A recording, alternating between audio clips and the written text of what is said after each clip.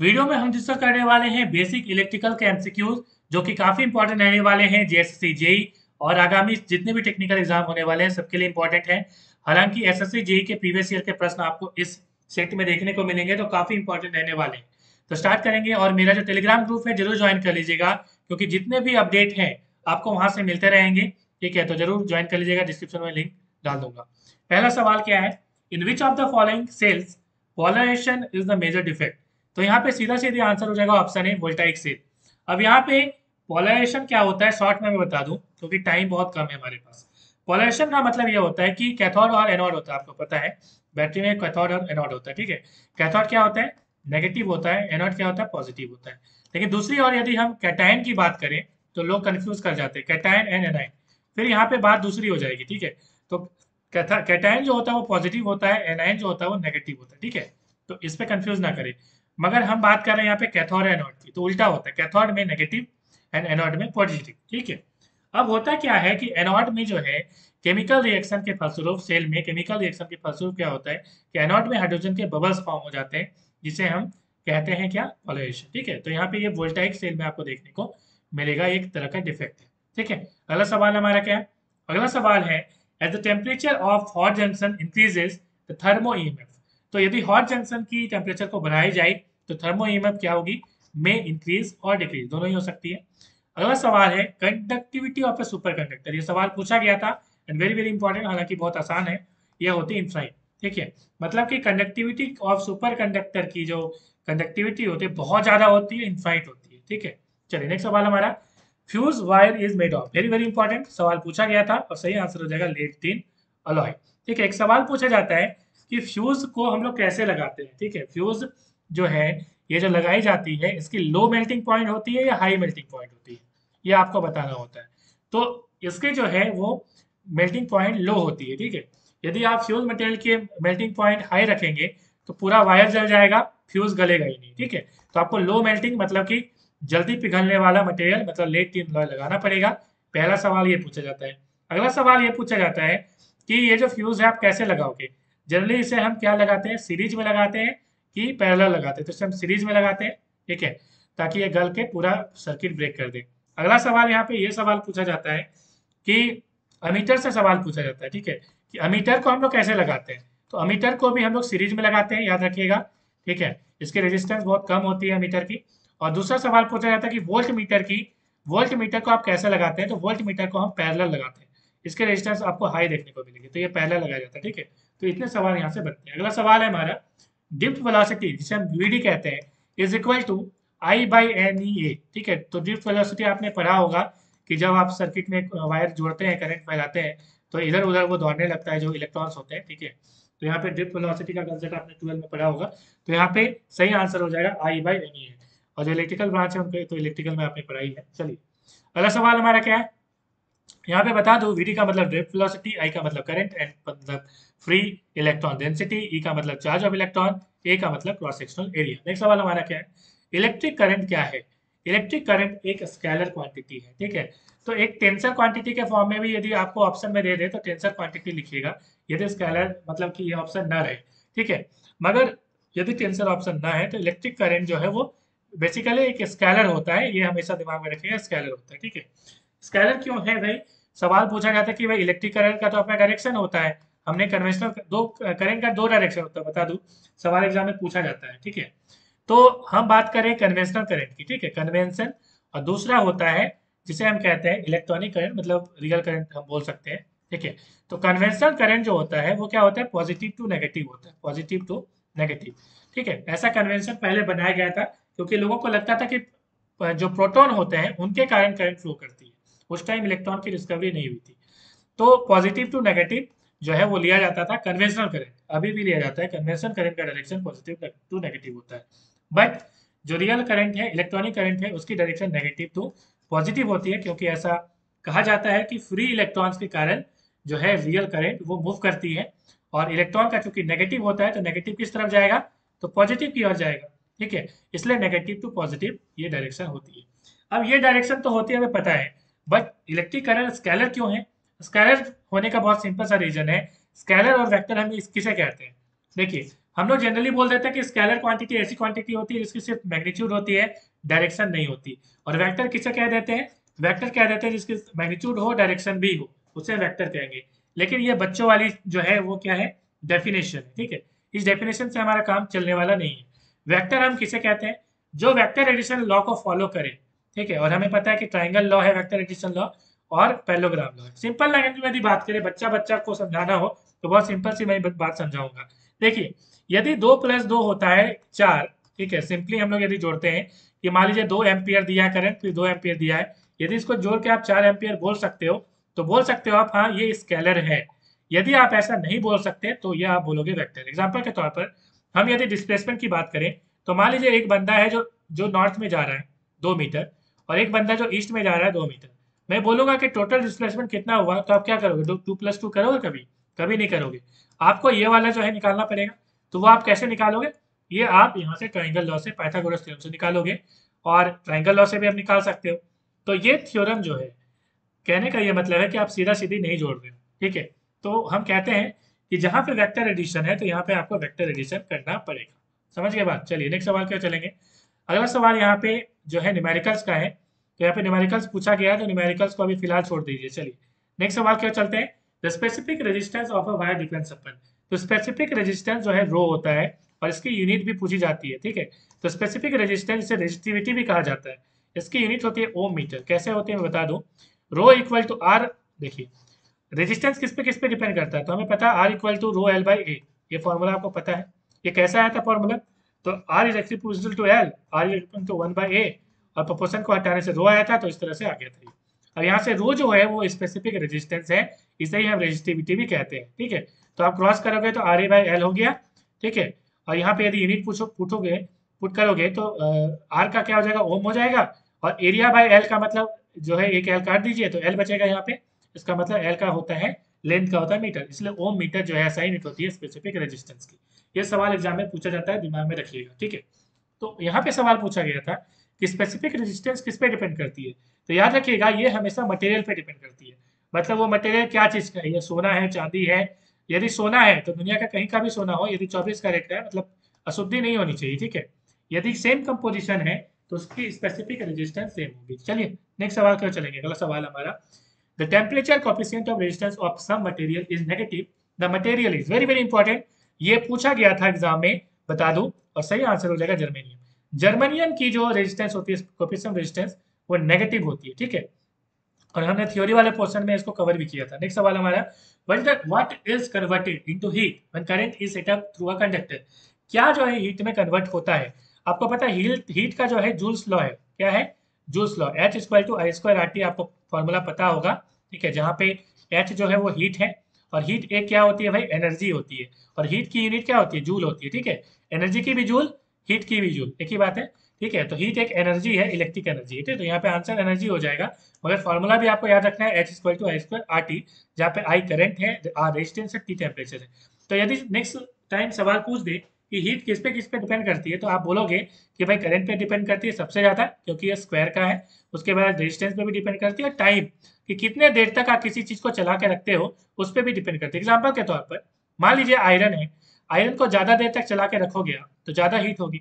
एक immersion rod है आपके पास जिससे पानी गर्म करते हो, ज्यादा देर तक जला के रखोगे तो क्या होगा? ज्यादा गर्म होगा। समझ रहे बात? तो ये टाइम पे डिपेंड करती है। यदि इसका रेजिस्टेंस ज्यादा है तो भी आपका हीट ज्यादा होगा, और करंट ज्यादा दे रहे हो तो भी आपका हीट ज्यादा होगा। चलिए नेक्स्ट सवाल क्यों चलेंगे। इसे जूल्स लॉ कहते हैं। अगला सवाल हमारा, for which of the following substances the temperature coefficient of resistivity is positive. Very very important, ठीक है। तो यहाँ पे हो जाएगा अल्युमिनियम सही आंसर। नेक्स्ट सवाल क्यों चलेंगे। अगला सवाल हमारा, when temperature of metallic conductor is increase its resistance क्या होगा? ठीक है। यदि टेम्परेचर आप बढ़ाते हैं तो रेजिस्टेंस क्या होगी? बढ़ेगी। हमें पता है कि टेम्परेचर यदि आप कंडक्टर की बढ़ाओगे, मेटेलिक कंडक्टर की बात हो रही है यहाँ पे, ध्यान रखिएगा, मेटेलिक कंडक्टर की बात हो रही है। यहाँ पे सेमीकंडक्टर की बात नहीं हो रही है, ठीक है। सेमीकंडक्टर में उल्टा हो जाएगा, ठीक है। तो यहाँ पे टेम्परेचर की हम लोग बात कर रहे हैं, मेटेलिक कंडक्टर की। तो बढ़ाओगे तो क्या होगा? टेम्परेचर बढ़ाओगे तो उसकी लेंथ बढ़ेगी, और लेंथ बढ़ेगी तो क्या होगा? लेंथ बढ़ने से क्या होता है? आपको पता है कि resistance equal to rho L by A होता है, डायरेक्टली प्रोपोर्शनल टू लेंथ होता है। मतलब जितना ज्यादा लेंथ होगा वायर का उतना ही ज्यादा रेजिस्टेंस होगा, ठीक है। तो इसका मतलब है टेम्परेचर बढ़ाने से जो है लेंथ बढ़ता है, तो लेंथ बढ़ने से क्या हो जाएगा? रेजिस्टेंस बढ़ेगा। चलिए नेक्स्ट सवाल क्या चलेंगे। हमारा सवाल है, which of the following cell is more likely to be damage due to short circuiting. तो यहाँ पे सही आंसर हो जाएगा एसिड सेल। ठीक है, यहाँ न्यूमेरिकल्स है, चलिए उसको छोड़िए, नेक्स्ट सवाल के चलते हैं। In non resistance circuit what will be the nature of circuit for frequencies higher than resonant frequency. सही आंसर हो जाएगा इंडक्टिव। नेक्स्ट सवाल के चलेंगे, अगला सवाल हमारा, the impedance Z in an S AC circuit is given by. ये सवाल एग्जाम में आपके पूछे जा सकते हैं, तो सही आंसर हो जाएगा ऑप्शन ए। ठीक है, तो ये सवाल के बेसिस मतलब फॉर्मूला बेस भी सवाल पूछा जाता है। नेक्स्ट सवाल हमारा, total capacitance of capacitor C1 and C2 connected in series will be. देखिए यहाँ पे सही आंसर हो जाएगा लेस देन स्मॉलेस्ट कैपेसिटर। तो स्मॉलेस्ट जो कैपेसिटर है उससे कम होता है हमेशा। मतलब कि टोटल कैपेसिटेंस यदि हम लोग बात करें सीरीज में होगा, तो हमें पता है जब कैपेसिटर जो है सी से डिनोट करते हैं इस तरह से, ये इसका सिंबल होता है। तो कैपेसिटर को यदि आप सीरीज में जोड़ रहे हैं तो क्या हो जाएगा 1/C1 प्लस 1/C2। ये जो है आपका मतलब कि क्या हो जाएगा, पैरेलल में कैपेसिटेंस इक्विवेलेंट कैपेसिटेंस हो जाएगी। मतलब ये रेजिस्टेंस का जस्ट उल्टा होता है। जैसे रेजिस्टेंस में हम लोग क्या बोलते हैं, सीरीज में जोड़ने से क्या होता है, आर एस इक्वल टू क्या होता है, जो स्पेसिफिक मतलब कि जो टोटल रेजिस्टेंस होगा इक्विवेलेंट, वो जोड़ R one plus R two होता है। मतलब एक रेजिस्टेंस ऐसा है, एक रेजिस्टेंस ऐसा है, जोड़ेंगे तो इस इक्विवेलेंट क्या हो जाएगा, दोनों को जोड़ने से निकलेगा। बट यहाँ पे ऐसा नहीं है, कैपेसिटेंस में जस्ट उल्टा होता है। ठीक है, तो कैपेसिटर में क्या होता है, यदि आप पैरेलल में जोड़ेंगे तब ये हो जाएगा C1 प्लस C2। चलिए नेक्स्ट सवाल पे चलेंगे हमारा, Seebeck effect is the inverse of. सही आंसर हो जाएगा पेल्टियर इफेक्ट। नेक्स्ट सवाल हमारा, current capacity of cell is measured in. तो एम्पियर आर में ये मेजर होती है। आपको पता होगा कि जैसे कोई बैटरी आप लेने जाते हैं तो वो एम्पियर आर में आती है, AH में आती है। ठीक है, नेक्स्ट सवाल हमारा, बता दो एम्पियर आर का मतलब समझ रहे हैं आप, एम्पियर का मतलब क्या होता है, करंट, और आर का मतलब क्या होता है, टाइम। ठीक है, तो Q इक्वल टू क्या होता है, Q इक्वल टू IT होता है कि नहीं होता है, चार्ज इक्वल टू IT होता है, I का मतलब एम्पियर और टाइम का मतलब आर। यदि एम्पियर आर लिया हुआ है मतलब ये आपको चार्ज बता रहे हैं तरह से आप देखा जाए तो। ठीक है, तो यहाँ पे करंट कैपेसिटी किसी सेल की मतलब किसी बैटरी की भी सवाल पूछ दे, एक ही बात है। ठीक है, group of cell is known as battery. कई सारा सेल को आप ऐसे ऐसे जोड़ दें तो उसे बैटरी कहते हैं। चलिए नेक्स्ट सवाल पे चलेंगे हमारा, electric cell is a device to obtain. Electric cell जो होता है वो क्या होता है भाई, वो इलेक्ट्रिक एनर्जी ऑब्टेन करता है केमिकल एनर्जी, मतलब केमिकल एनर्जी से इलेक्ट्रिक एनर्जी में कन्वर्ट होता है। क्योंकि हम लोग केमिकल्स वगैरह कुछ सल्फ्यूरिक एसिड वगैरह डाल देते हैं, यदि वोल्टाइक सेल वगैरह है तो अलग अलग टाइप के सेल में अलग अलग चीज़ें डाली जाती है। ठीक है, लेकिन केमिकल से वो इलेक्ट्रिकल में ही कन्वर्ट होता है। नेक्स्ट सवाल हमारा, in the case of inductor, inductor के केस में क्या होगा, तो voltage leads the current by I/2। Next सवाल हमारा, in non resistance circuit what will be the nature of circuit for frequencies higher than resonant frequency. तो सही answer हो जाएगा इंडक्टिव। नेक्स्ट सवाल हमारा, तो यहाँ पे reactance of 2H choke coil at 100 hertz is. ठीक है, यहाँ पे न्यूमेरिकल्स है, चलिए छोड़ के चलते हैं हम लोग। विच of the following is an active component. तो एक्टिव कंपोनेंट क्या है, तो यहाँ पे डायोड है।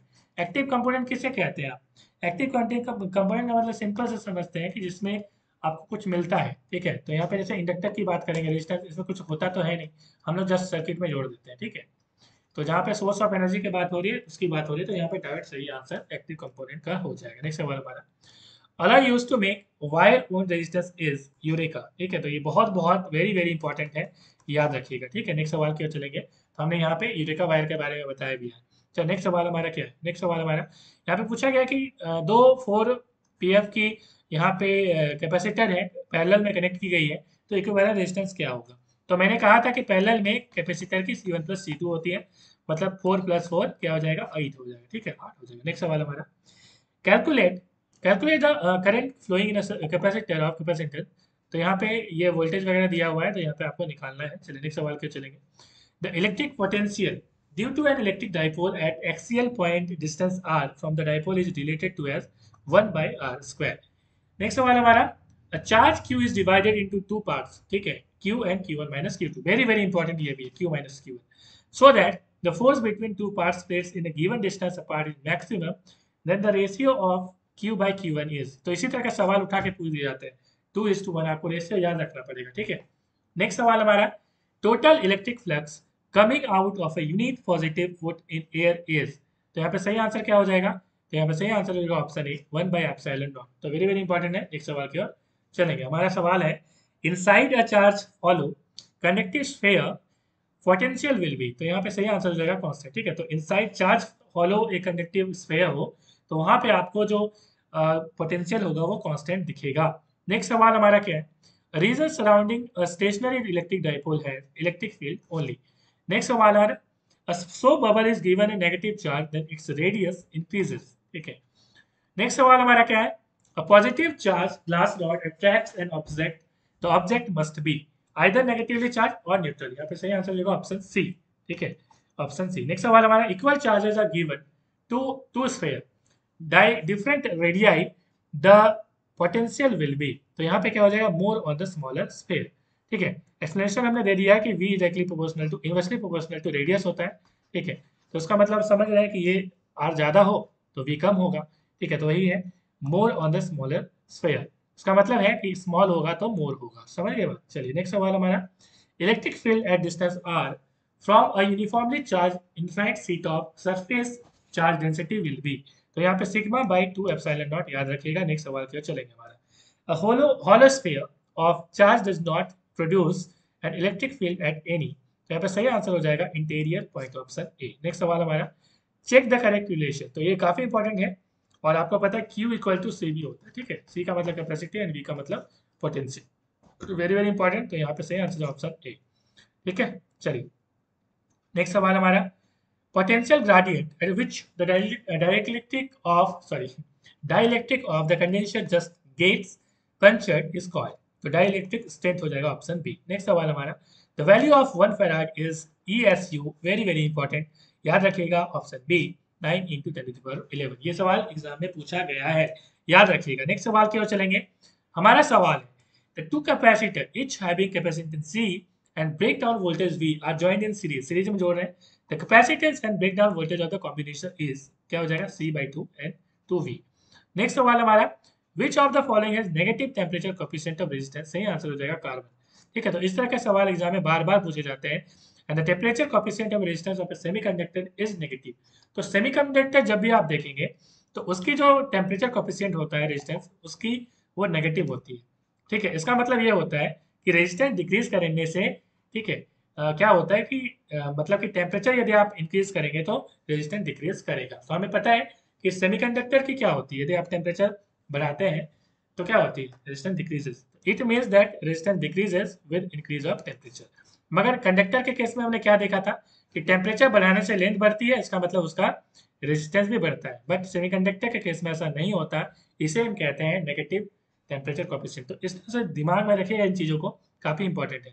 Temperature coefficient of resistance positive कब कहते हैं? It means that resistance increases with increase of temperature. ठीक है, तो ये कंडक्टर के केस में होता है जैसा कि हमने दिखाया था। नेक्स्ट सवाल हमारा, the length of conductor is half it's conductance will be. तो डबल हो जाएगा। ठीक है, तो काफी इंपॉर्टेंट है, आपको पता है। तो चलिए नेक्स्ट सवाल की ओर चलेंगे। अगला सवाल हमारा, in an ordinary heater if the length of the coil is half then given quantity of water will boil less time. ठीक है, यदि ऑर्डिनरी हीटर है उसमें लेंथ आप कॉइल को हाफ कर दे रहे हो तो रेजिस्टेंस आपको पता है कि लेंथ के क्या होता है? डायरेक्टली प्रोपोर्शनल होता है। ठीक है, then a given quantity of boil हो जाएगा, लेस टाइम में आपका बॉयल हो सकता है। नेक्स्ट सवाल हमारा, the temperature coefficient of resistance of conductor is positive. ठीक है, तो कंडक्टर का पॉजिटिव होता है, हमने बताया था, सेमीकंडक्टर का नेगेटिव होता है। ठीक है, तो इस तरह के सीधे सवाल पूछे जा सकते हैं। उसके बाद अगला सवाल है, इन n equal resistors are first connected in series and then connected in parallel, what is the ratio of maximum to the minimum resistance। तो सही आंसर हो जाएगा n²। सवाल एग्जाम में पूछा गया है, याद रखिएगा। नेक्स्ट सवाल, in a circuit containing two unequal resistor connected in parallel then the voltage drop is same across both the resistors। Next सवाल हमारा, identify the set in which all three materials are good conductor of electricity. ये भी exam में सवाल पूछा गया है। तो अल्युमिनियम, सोना और चांदी दोनों ही। ए का मतलब क्या होता है? गोल्ड होता है, ऑरम, एंड एजी का मतलब होता है चांदी, मतलब सिल्वर। ठीक है, एल का मतलब एल्युमिनियम को पता है। उसके बाद electron charge e is revolving in a circular orbit. ठीक है, radius r around the nucleus of charge Z e and speed u. तो इक्विवेलेंट करंट क्या हो जाएगा? तो ईवी बाई 2πr। उसके बाद electric potential as a center of charge conductor is, बहुत बहुत इंपॉर्टेंट है ये हो जाएगा D, same as that of the circuit. तो मिलेंगे नेक्स्ट वीडियो में।